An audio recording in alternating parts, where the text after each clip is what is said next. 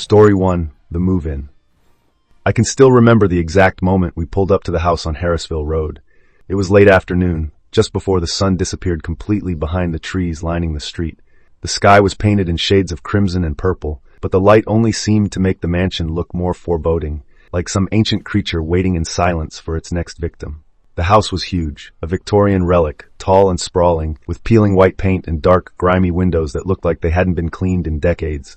The wooden porch sagged in places, and the iron gate at the entrance creaked in the wind, as if warning us to turn back.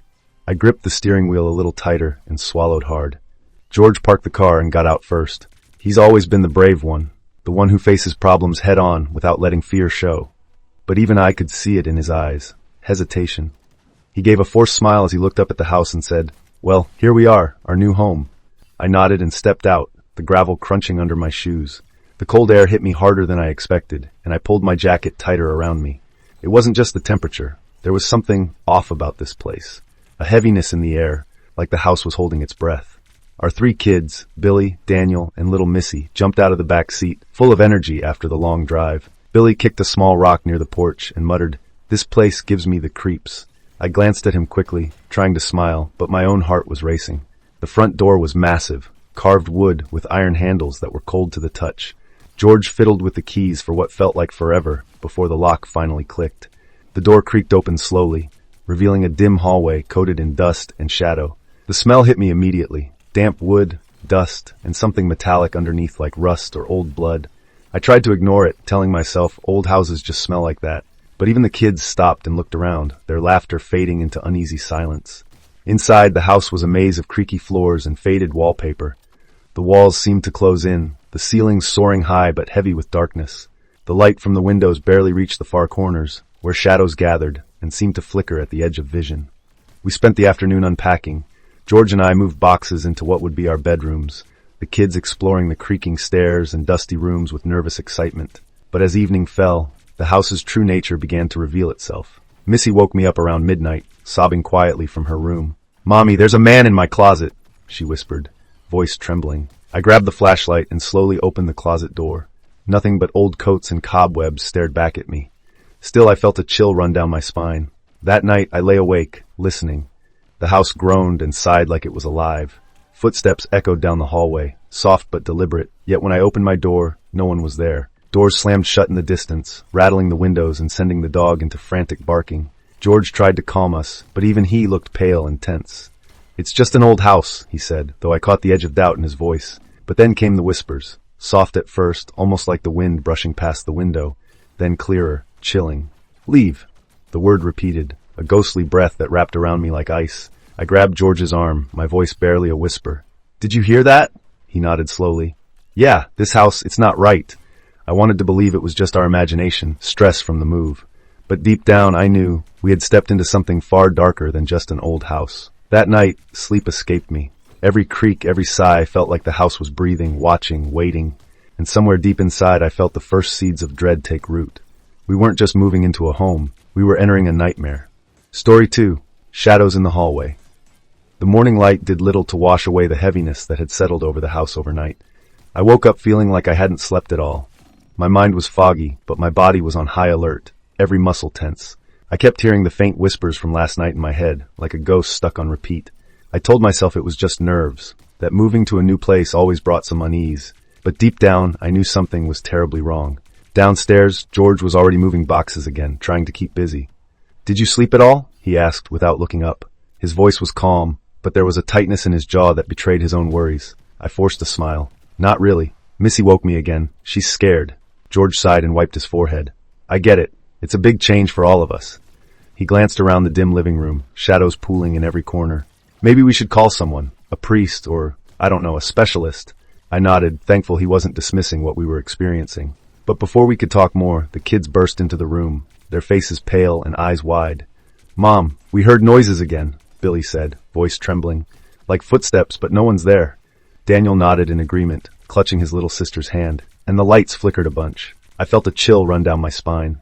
The flickering lights were real. I'd noticed them too, but had hoped it was just faulty wiring. We spent the day cautiously unpacking, but the atmosphere was suffocating. Every creak and groan made me jump. The house seemed to be breathing with us, its walls whispering secrets we weren't meant to hear. That evening, George and I decided to explore the basement. We needed to understand the house better, to see if anything there could explain the strange things happening. The stairs down to the basement were steep and narrow, disappearing into darkness. I hesitated at the top, the cold air wafting up from below, carrying a damp, earthy smell. George flicked on his flashlight and started down, the beam cutting through the gloom. The basement was cluttered with old furniture covered in sheets, rusty tools, and dusty boxes. As we moved deeper, I noticed strange symbols scratched into the wooden beams, circles and lines that made no sense to me. George ran his fingers over them, his face tightening. "These look like some kind of ritual markings," he muttered. I swallowed hard. Suddenly, the basement felt heavier, darker. A low hum filled the air, barely audible but unmistakable. My heart pounded. "Did you hear that?" I whispered. George nodded. "Let's get out of here." We hurried back upstairs, but the strange noises didn't stop. Doors slammed shut in empty rooms, footsteps echoed when no one was there, and faint whispers drifted through the air like ghosts caught between worlds. That night, I couldn't shake the feeling that we were being watched not just by some restless spirit, but by something darker, more ancient. As I lay in bed, eyes fixed on the ceiling, I heard a faint scratching at the bedroom window. I sat up, heart racing, and peered into the darkness. Nothing but the wind, but the feeling of dread lingered, like invisible eyes boring into my soul. I reached for George, shaking him gently. "Something's out there," I said. "I don't think this house wants us here." George pulled me close, whispering, "We'll figure this out, together." But I knew it wasn't that simple. The house was alive, and it was hungry. Story 3. The First Night. Nightfall came faster than I expected, swallowing the house in shadows thick and suffocating. The fading light outside seemed to drag all warmth and comfort away, leaving the rooms cold and hollow. I stood by the window of my bedroom, staring out into the darkness as the wind whispered through the skeletal branches of the trees. I tried to steady my breathing, but the uneasy feeling that had been growing all day refused to let me go. George had insisted we eat dinner early, hoping the kids' tiredness would help them sleep better. But even as the plates cleared and the evening wore on, a heavy silence settled over the house like a shroud. The usual noises of a busy family laughter, footsteps, the clatter of dishes were replaced by a tense quiet that pressed against my chest. The children retreated to their rooms earlier than usual. I found Missy clutching her teddy bear tight under the covers, her eyes wide and unblinking. "Mommy," she whispered, "I don't like it here. The shadows move when I'm not looking." I pulled her close, feeling the rapid thrum of her heartbeat against my chest. "It's just your imagination, sweetie," I murmured, though I wasn't sure I believed my own words. Later, when the house finally sank into darkness, the real terror began.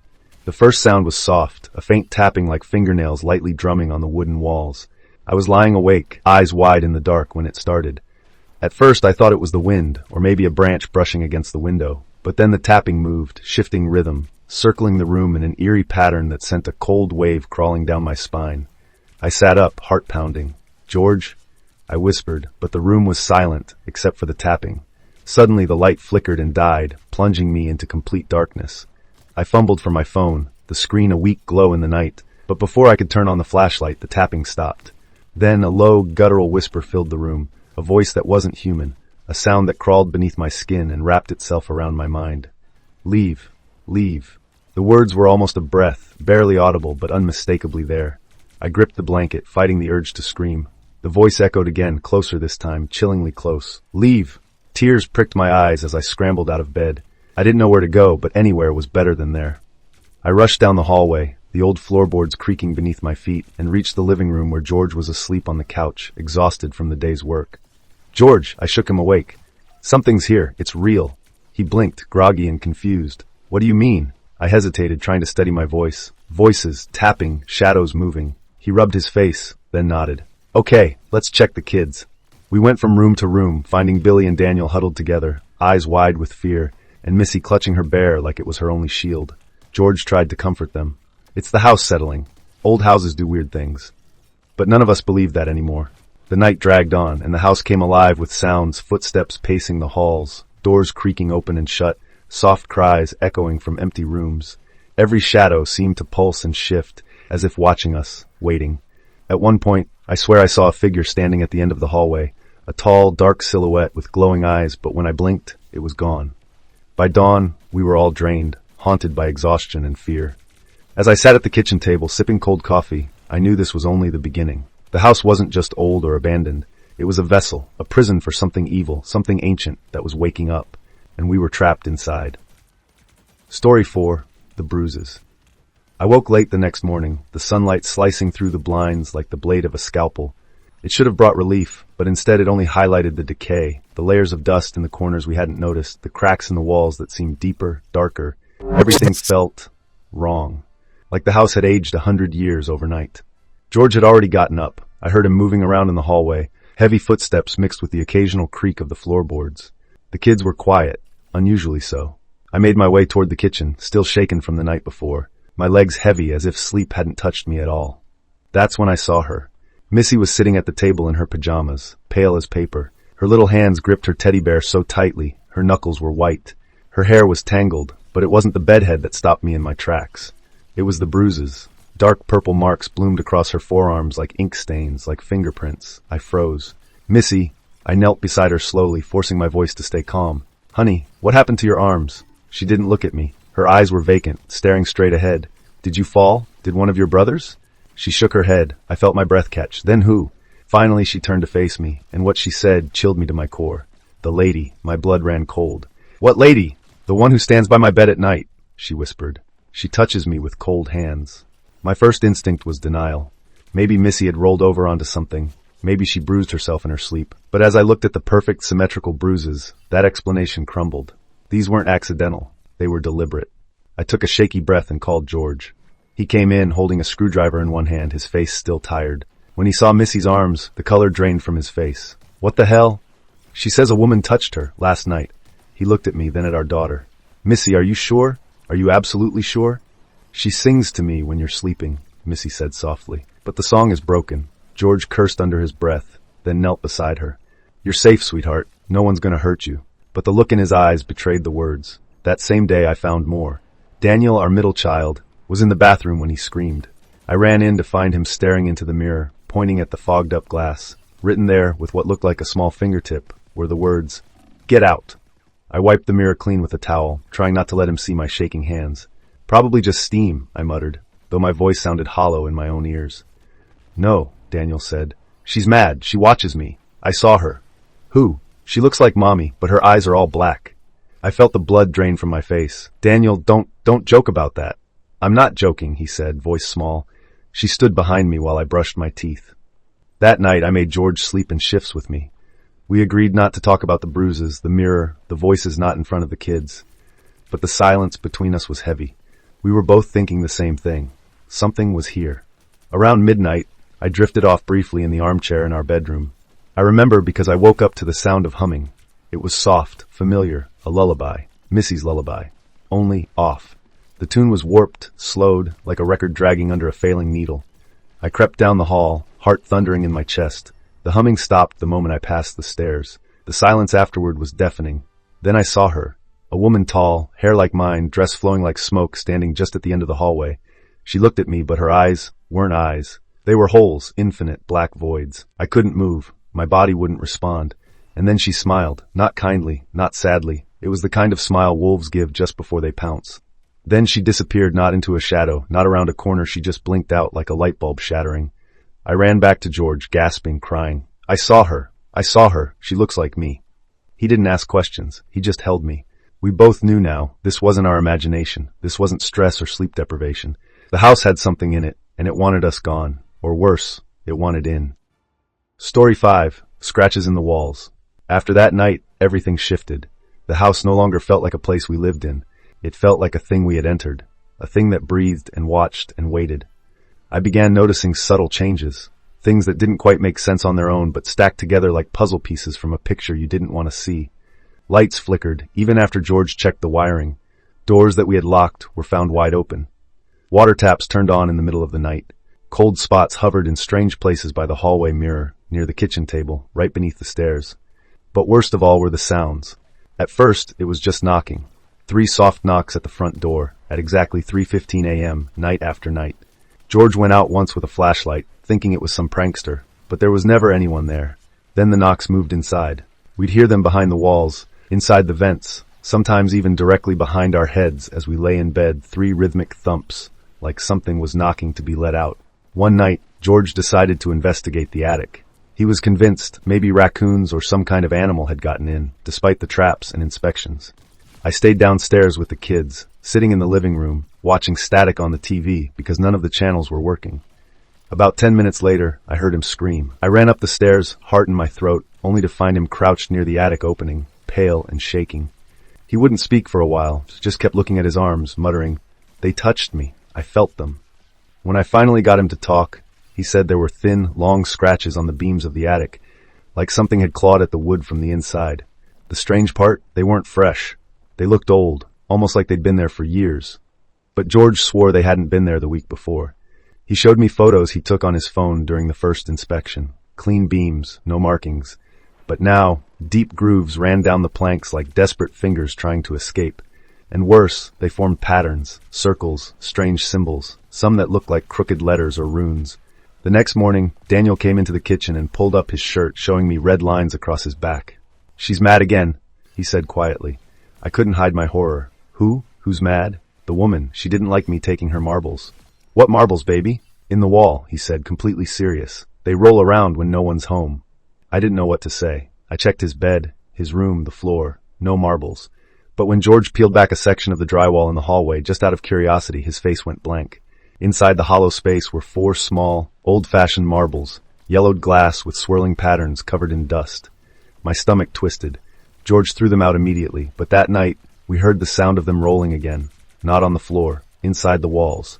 We barely slept, and when we did, we dreamed of the same thing.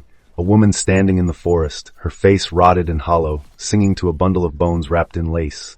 I stopped turning on the radio. Every time I did, the same song would play, warped and slow, until the device burned hot and shut off. One night, I woke to the sound of scratching. It was coming from the children's room.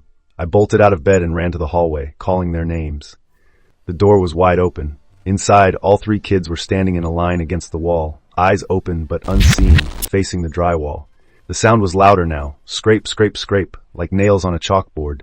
I rushed to them, shook them awake, pulled them back into bed. None of them remembered getting up. None of them knew what I was talking about. But behind the dresser, hidden from normal view, we found something the next day. Deep scratches in the drywall, forming the shape of an eye with no pupil. Just empty space. I started researching the house, dug through old records, newspaper clippings, anything I could find. That's when I discovered the land had once been part of a 19th century poor farm, where the mentally ill and destitute were dumped, hidden from society. There were rumors of mistreatment, of abuse. One article mentioned a woman named Eliza Ray, who'd vanished without a trace after claiming the voices in the walls were real.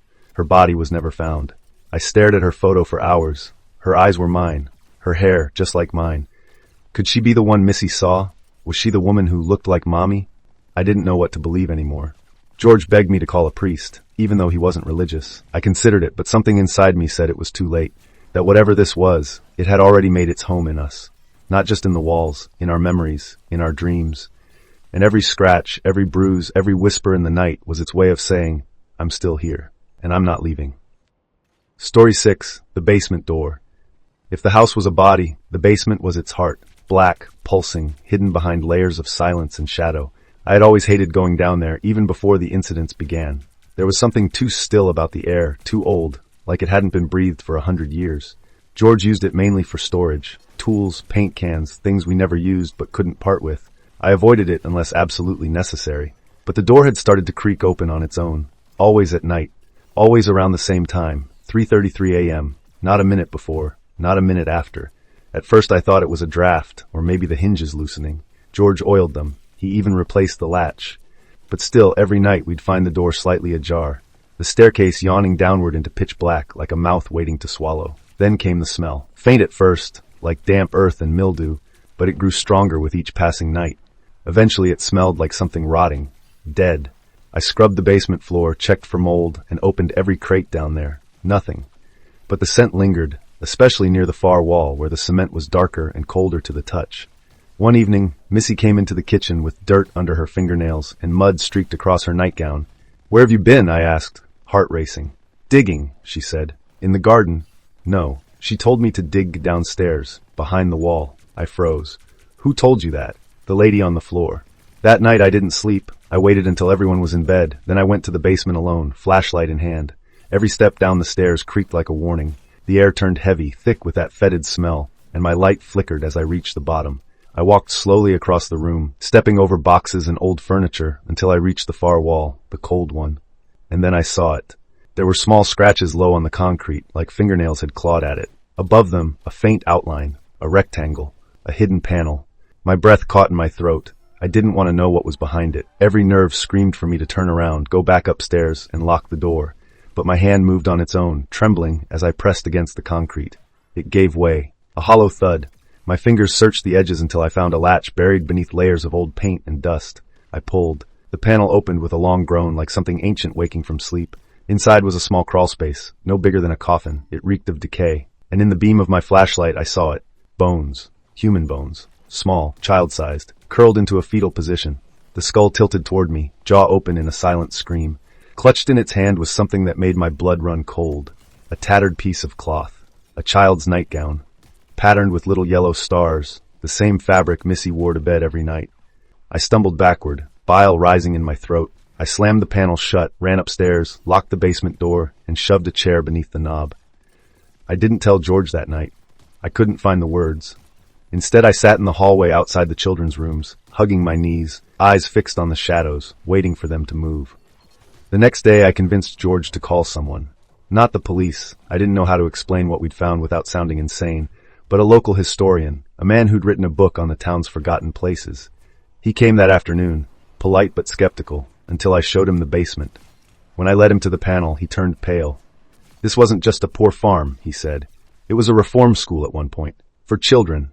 There were rumors of punishment chambers, solitary confinement. Some kids were never seen again. I asked if anyone had ever investigated. No, he said.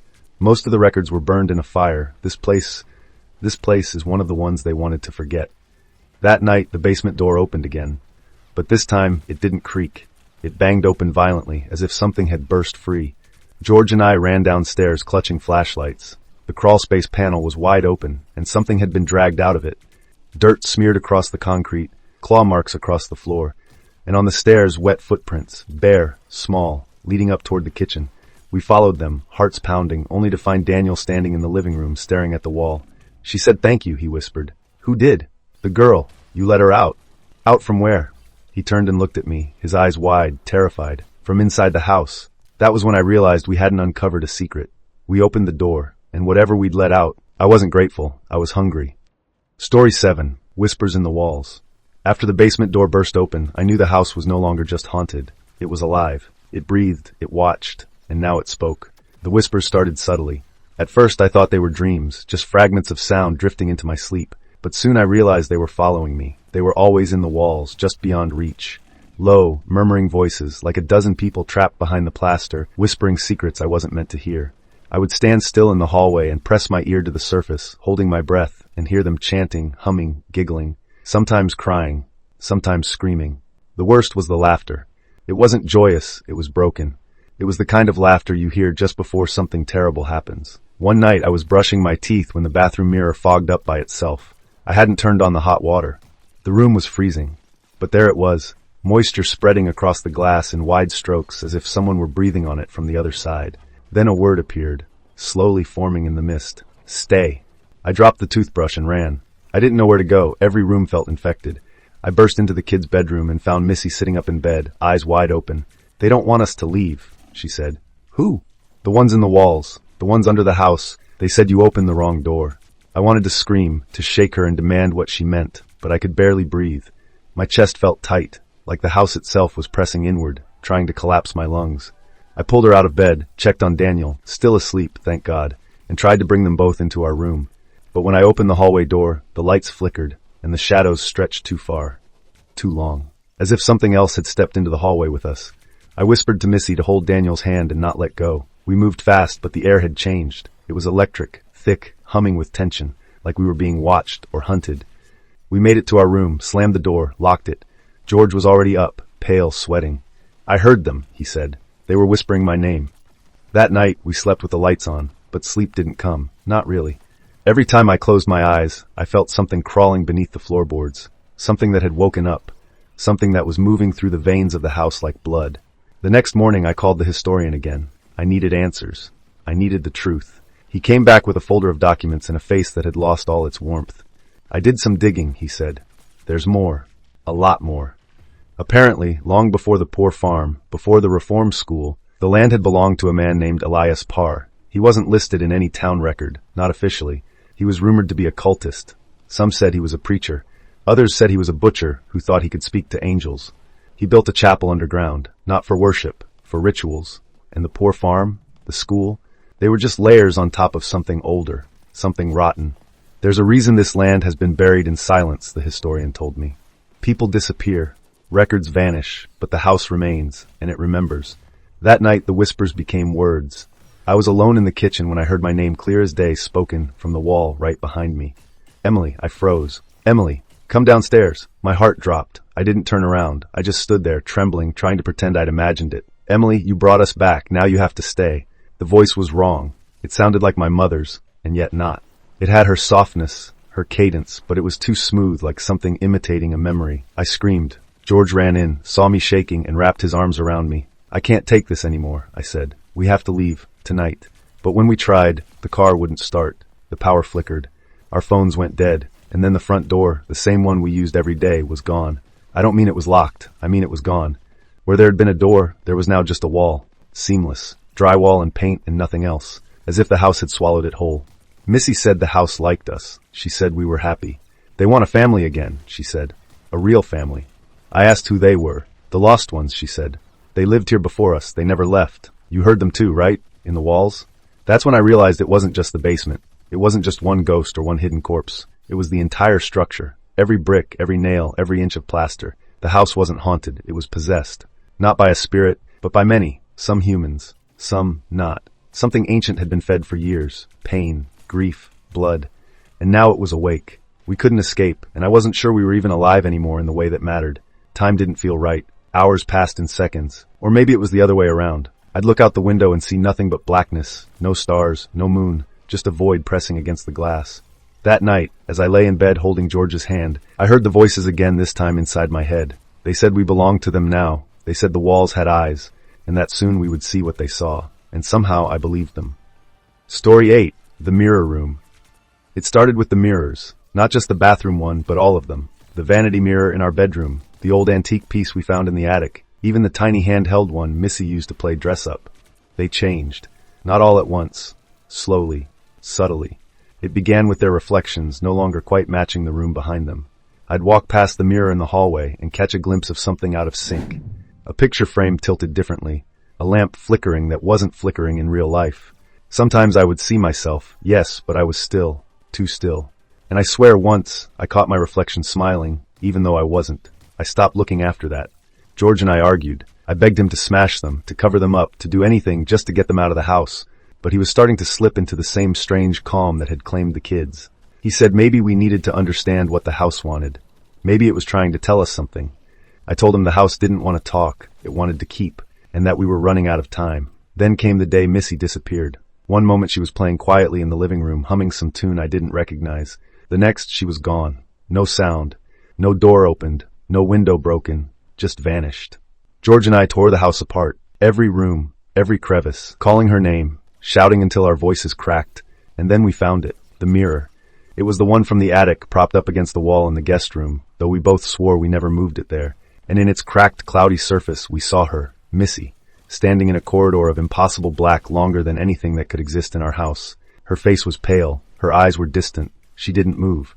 But she saw us. Mommy? Her voice came from inside the glass. Muffled. Mournful.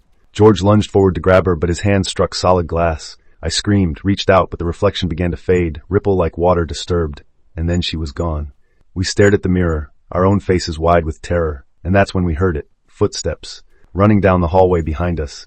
We turned, but nothing was there. And yet the sound continued, pound, pound, pound, faster, heavier, circling the upstairs, slamming into doors, then silence. Then a whisper, right next to my ear, trade.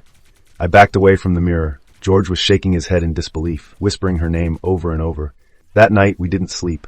I sat by the mirror, watching it, hoping she'd come back. At one point, I thought I saw her again, only this time, she was crying. A long shadow stretched across her shoulder in the reflection. Something was with her. Something tall and wrong. It looked like a man, but not. No face, no features, just a smooth black head and arms that bent the wrong way. It didn't move, but it leaned, and the longer I looked, the more I felt it was looking at me. I heard Daniel scream from the other room. George rushed in first. I followed. He was standing on the bed, pointing to the closet. "There's someone in there," he whispered. We opened it slowly. Empty. But the air inside, it wasn't right. It was thick, musty, and freezing cold. Daniel's teeth chattered. He clung to George and begged us not to leave him alone again. That's when I realized something horrible. The house wasn't just possessing our space. It was fragmenting it, breaking the boundaries between rooms, between floors, between realities. Each mirror, each shadow was a door, and something had opened them. Not just one, all of them. Over the next few days, reality bent further. I'd enter the kitchen and find it arranged like it had been last year, before renovations. Old curtains, broken tiles, my mother's old tea kettle on the stove even though she died 2 years ago and we'd sold her things. I would blink, and it would vanish. George saw it too, once my mother sitting at the table sipping tea, smiling. He said she spoke to him. "She told me we need to make a choice," he said. "That something is waiting, and I'm tired of being ignored." Missy's voice returned in the mirror that night. Just a whisper. "Hurry, Mommy, before the others come." "What others?" I begged, my hands against the cold glass, but she only cried and turned away. The historian came back one final time. I told him everything. The mirrors, the door that vanished, the voices. He looked grave, terrified. He said, "I think the house is a node, a junction. Some buildings aren't just haunted, they're bridges. It's not about spirits trapped here. It's about what's been invited through, performed underground, beneath structures like this, to weaken the veil." That Elias Parr might have believed he was speaking to angels, but what answered him wasn't heavenly. He paused. "There's an old story," he said, "one that never made the papers, about another family that lived here, long before the records were cleaned. A boy vanished, and the parents, they went mad. The wife claimed she could see him in the mirrors, just like you. They tried to break them all, to close the eyes, but it was too late. They say she walked into the glass, vanished in front of her husband." I felt my knees go weak. What happened to him? They found him 2 weeks later. His reflection, in a mirror in a thrift store 5 towns away, smiling. That night I covered every mirror with a sheet, nailed some shut. Others I buried in the backyard. But I couldn't shake the feeling that it didn't matter anymore. The house had already opened its gates, and what was once behind the mirrors was now behind the walls. Listening, watching. It had been 3 days since Missy vanished into the mirror, and I hadn't slept. Not really. My eyes would close for seconds, maybe minutes, but the images came twisted reflections, George's voice calling from the other side, Missy's faint screams echoing through cold glass. The mirror didn't move. It didn't ripple or flicker or speak anymore. It just sat there, heavy and quiet, like a predator digesting its meal. But somehow I knew it was waiting. It wasn't finished. George and I barely spoke during those 3 days. We just existed beside each other, like ghosts. He'd sit in Missy's room with her teddy bear clutched in his hands. I would walk the halls aimlessly, listening for sounds I knew I wouldn't hear. At some point we stopped eating. Grief does that. It makes you forget you have a body. Then on the 3rd night, the mirror called to us again. Not with whispers this time, but with heat. I was walking past it, just walking, and the surface pulsed. It shimmered briefly with something behind it, and I swear to you I saw Missy. Not clearly, not fully, but her hand, her face, smeared like oil under water. She looked like she was screaming, but there was no sound. I screamed instead. George came running. I pointed breathless, and when he looked, she was gone. Just the mirror again, just glass. We sat on the floor in front of it, both of us shaking. Neither of us said a word for a long time, until he finally spoke. "It's offering her back," he said. I stared at him. "How do you know that?" I feel it. It's like something just downloaded into me, like it told me. Or maybe I've known all along. You're not making any sense. It took her. It wants something in return. It's a trade. I wanted to deny it, to scream and say that was insane. But deep down I felt it too. This wasn't possession. This wasn't haunting. This was a transaction. I asked him, "Then what does it want?" George looked away. His hands were clenched. Me. My breath stopped. "No," I said. "Absolutely not. We'll find another way." "There is no other way," he said. "You know it." We argued, or we tried to. But how do you argue with inevitability? It wasn't logic that moved us now. It was instinct. Grief. Something primal. George stood slowly. He walked toward the mirror like a man walking to the gallows. I grabbed his arm. "You don't have to do this." He turned to me. His eyes weren't afraid, just tired. "She's our daughter. You would do it too if it were me. Then let it take me." He shook his head. "It won't. It chose me." The mirror shimmered again like it was agreeing. The air grew colder. I could see my breath. The hallway light flickered, and for a second I thought I saw shapes behind the mirror's surface, faces maybe. Watching. He pressed his forehead against mine. "I love you. Take care of her. Tell her I..." His voice cracked. "Tell her I kept my promise, that I came back for her. Please, George, don't." But he had already turned. And then he stepped forward. The surface of the mirror rippled like water. It swallowed him without resistance. One moment he was there, the next he wasn't. Gone. Just like that. Silence. And then a glow. Soft and blue like moonlight under ice. The mirror pulsed once more, and a small hand emerged from its center. Fingers stretched out weakly, blindly. I rushed forward, heart pounding so loud I thought I'd pass out. I grabbed the hand and pulled. Missy tumbled out into my arms. She was ice cold, damp, pale. Her eyes fluttered open slowly. "Mommy," she said, her voice dry like sandpaper. I wept. I think I screamed too. But I held her like I would never let go. Like maybe if I held tight enough, none of this would have to be real. That night, after bathing her and wrapping her in every blanket we had, I sat beside her as she slept. She didn't remember much, only said things like, "I was lost in the cold, and the lights were upside down." And once she murmured, "Daddy talked to me through the glass." I didn't know what that meant. Maybe she imagined it. Or maybe... I left her room around midnight. I walked to the hallway, to the mirror. It was silent again, just a surface now. But I couldn't help staring into it. No shadows, no movement. But sometimes I swear I see something. Not a monster, not a demon. Just George. His shape, his face, standing there faint like a memory behind water, watching, waiting. Weeks passed, then months. Life, as it always does, stumbled forward like a drunk in the dark. People in town sent flowers, asked polite questions. "How are you doing? Is Missy adjusting well? Did you ever get any updates on George?" They looked at me with pity, thinking he'd run off, leaving us. No one believed the truth. No one could. Who would believe that a mirror took him in exchange for a child? Missy remembered little. At first I thought it was a blessing, but now I'm not so sure. Sometimes I catch her staring at reflections, windows, puddles, television screens when they're off. Just staring, like she's waiting for something. One time I asked her what she saw. She said nothing. It's quiet now. Daddy is sleeping. I didn't know what that meant. I still don't. The mirror is gone. I didn't break it. I wanted to. God, I wanted to smash it into dust, but I couldn't bring myself to touch it again. It disappeared a few weeks after George stepped through. Just gone. One morning I woke up and the wall where it hung was empty. No nails, no cracks, just a pale square where the paint hadn't faded. That's when the dream started. They always begin the same way. I'm standing in our old hallway. The light above me flickers. The air turns cold.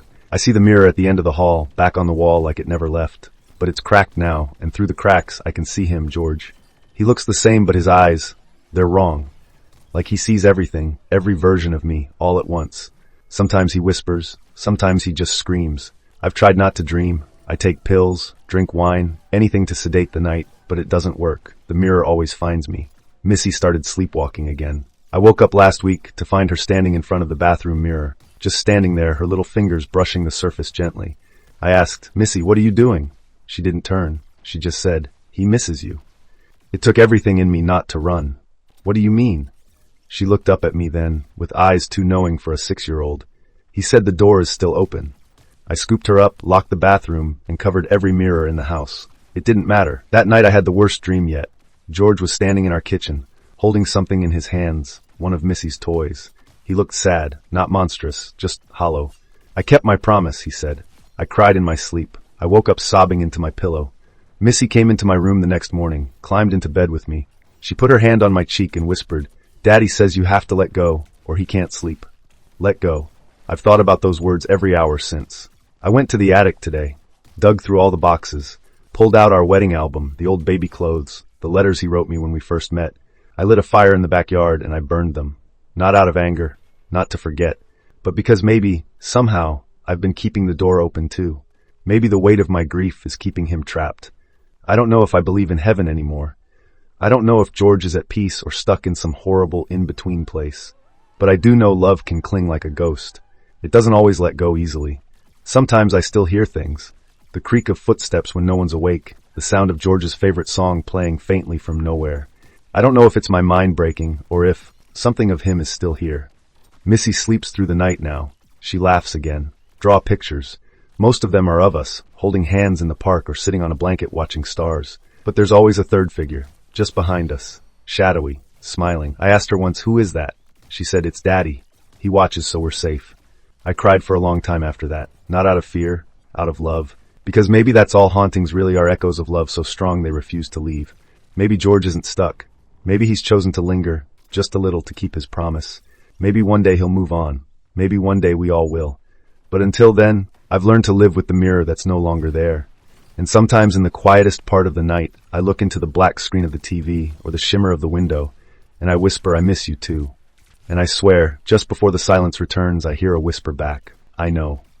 Did you enjoy this content? Share your thoughts in the comments below. Support us with a like and subscribe so our channel can reach more people. Thanks for watching until the end.